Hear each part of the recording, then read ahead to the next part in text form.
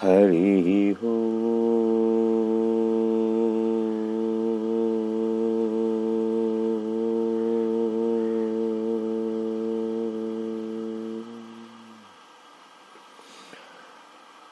Gananahantva Ganapatihum Havamahe Kavim Kavinamupavashravastamam Jeshtarajam Brahmanam Brahmanaspata Anashranbhannotibhisida sadhanam.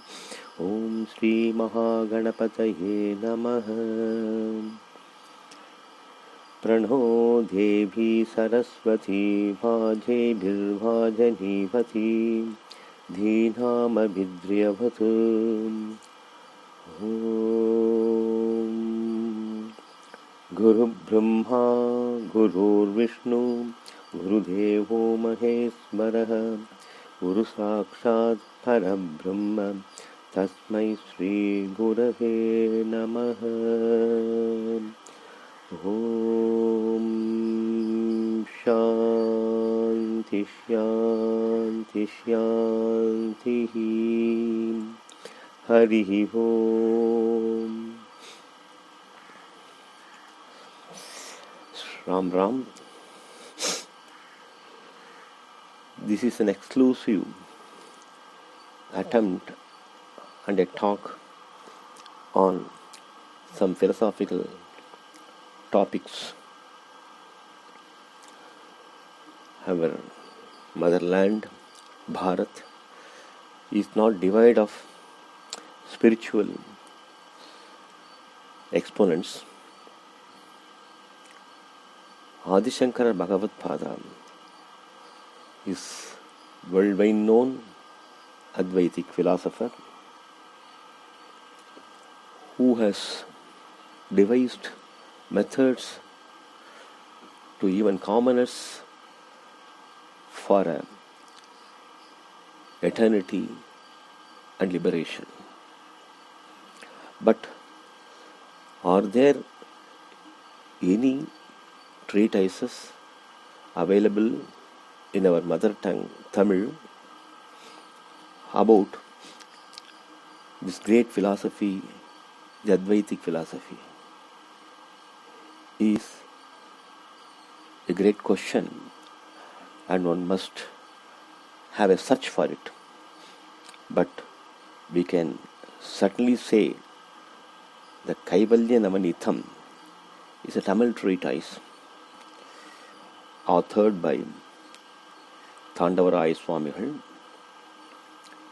He has made a great attempt to explain the Sanskritized version of Advaita into Tamil that can be easily understood by persons engaged in mundane transactional activities.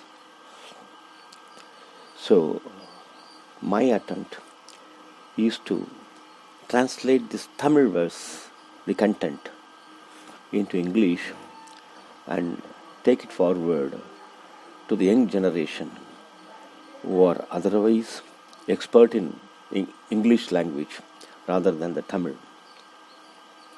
Because the system of education speaks about the importance of English to reach and cross the boundaries. Therefore, it becomes imperative to keep the young generation be in touch with our philosophy that stands time-tested forever. Now, let us go into the topic. Kaivalya Navaneetham. This is a rare treatise in Tamil language, the one and only one of its kind, dealing with Advaita philosophy. It preaches a very simple method of the great Atma Tattvam, and the Jiva is the very Brahman himself in its nature.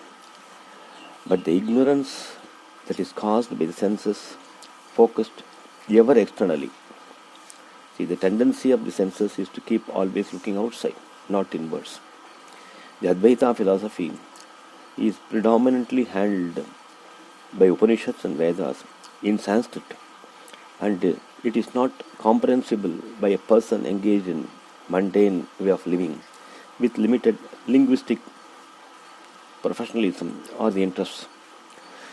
For Tamil, if this great tattvam is explained in Tamil in a way that a common one can understand it, would enlarge the sphere of populace adhering to the great doctrine of oneness, the nature of this great universe.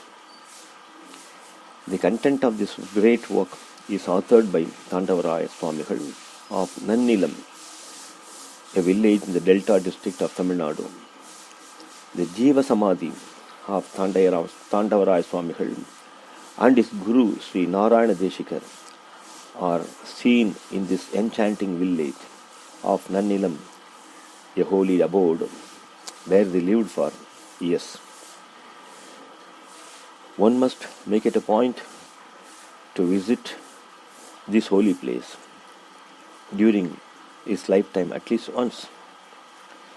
Thandavaraya Swamigal takes the method of Guru Sishya Samvadana, which means the discussion or the conversation between the teacher and the disciple, the method to discuss and explain this great tattva.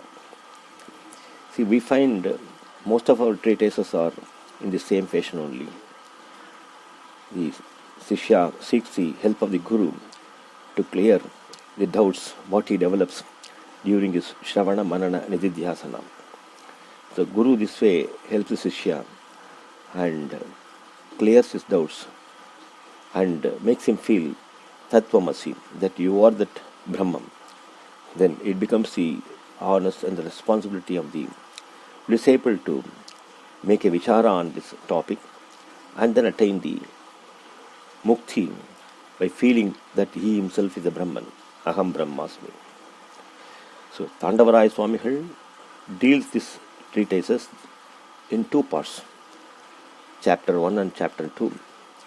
The chapter 1 is on explanations about the great principle of Advaita called Tattva Vilakka Padalam, and 2, the Sandeham Thalidal Padalam. Tattva Vilakka means the explanation given about the philosophy, the doctrine behind this particular Tattva. And Sandeham Thalidal Padalam is that after imbibing the content of the Tattva, the disciple is having a tendency to develop various doubts, and he seeks against the help of the Guru, and the Guru tries to clear most of his doubts. But still, this is the responsibility of the disciple to imbibe all those things meticulously and reach a point of oneness with Brahman. That is his personal experience. The first part contains 101 verses and the second part contains 185 verses, and all are collections of rare gems.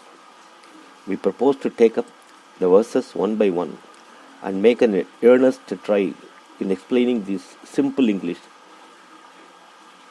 that can be easily understood by commoners. Let us begin with the invocatory verse and then proceed to the explanations of verses starting from 1 to 101 in the first chapter and 1 to 185 in the second chapter. So, let this invocation be first understood. Thandavaraya Swamigal authored this treatise in Tamil from village called Nannilam, situated in the, as I told you, Kaveri belt. He starts his invocational verse by saying, Nannilam Maruhum Ekanayakan Potri. The divine that adorns his holy village, who symbolizes the Ekanayakan, the Ishvara, the Brahma. So this is an apt way of an invocation before commencing this holy mission. See, what a purity is seen here in being secular. He doesn't make a reference to anything. Ishvara is a common language, common vocabulary, which makes one understand the illimited power that governs the universe. So Ishvara here is to be understood like that. So Nannilam Maruvum Ekanayakan. Who is that Ekanayakan? He is Ishvara, the very Ishvara himself. So he is going to compose all his versus searching out the meaning of actual Ishvara. Ishvara is what? Brahma is what? Atman is what? All these things are going to be vichara. There is going to be dealt by the great Guru, that is Thandavaraya Swamigal here. We will see these things one by one. Thank you for now.